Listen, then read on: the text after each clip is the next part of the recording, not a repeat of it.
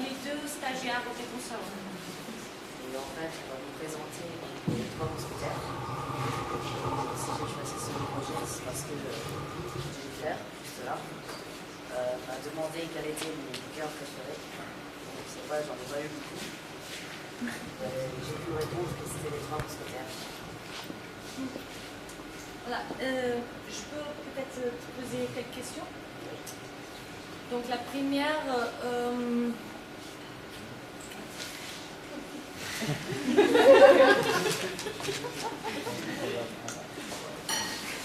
peux-tu me résumer l'histoire du livre dans une phrase? Résumer toute cette histoire-là? Ouais.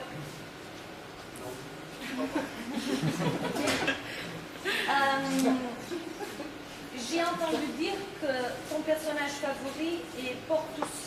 C'est vrai? Ouais, c'est vrai. Donc en fait, c'est mon personnage préféré. En fait, parce que c'est pour moi l'un des meilleurs personnages du livre. Il est marrant. Marrant en fait, vraiment moi. Je trouve qu'il en fait plein sa tête, c'est pour ça que je trouve bien. Et c'est aussi un peu le plus costaud des trois. Vous buvez aussi beaucoup de vin apparemment.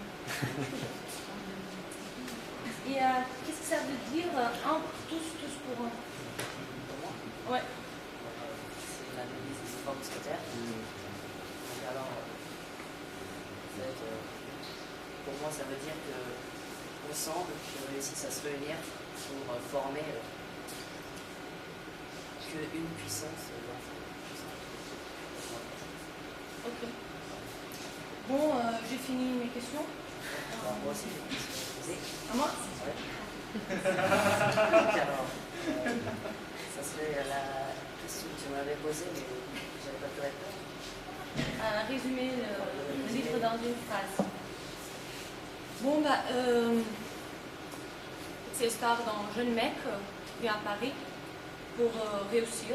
Et après, il tombe amoureux, il se fait trois amis et il participe à des intrigues politiques. Et à la fin, il est promu.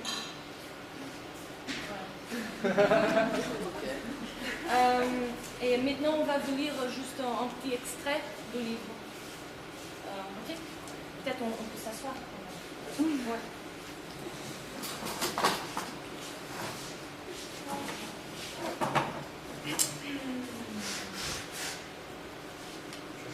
Je peux prendre moi ma feuille à la place? Oui, si tu veux.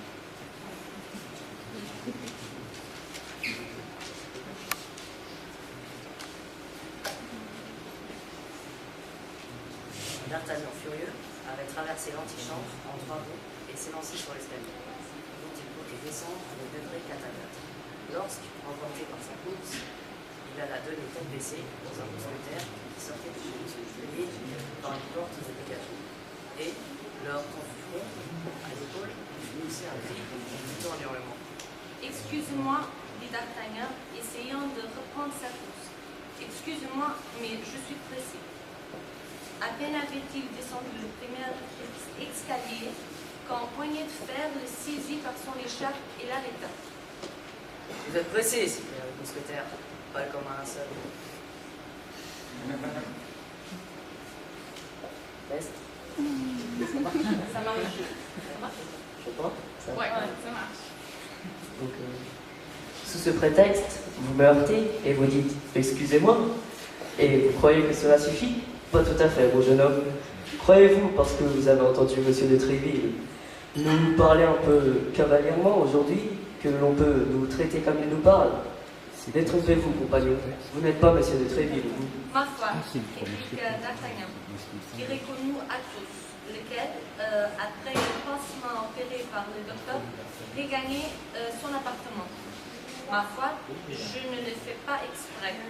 J'ai dit excusez-moi. Il me semble donc c'est assez. Je vous répète cependant, et cette fois c'est trop peut-être. Je suis pressé, très pressé. Lâchez-moi donc, je vous prie, et laissez-moi aller où j'ai à faire. Monsieur, dit Athos en le lâchant, vous n'êtes pas poli. On voit que vous venez de loin. D'Artagnan avait, déjà enjambé 3 ou 4 degrés, mais à la remarque d'Athos, il s'arrêta court. Morbleu, monsieur, dit-il. De si loin que je vienne, ce n'est pas vous qui me donnerez une leçon de belle manière, je vous préviens. Peut-être, dit Athos. Ah, si je n'étais pas si pressé, et si je ne courais pas d'après quelqu'un... Monsieur, l'homme pressé, vous me trouverez sans courir, vous entendez? Et où cela, s'il vous plaît? Près des carmes bestiaux, À quelle heure? vers midi. Vers midi, c'est bien, j'y serai. Tâchez de ne pas me faire attendre, car à midi un quart, je vous préviens que c'est moi qui courrai après vous, et vous couperez les oreilles à la course. Bon, on y sera à midi moins 10 minutes. Merci.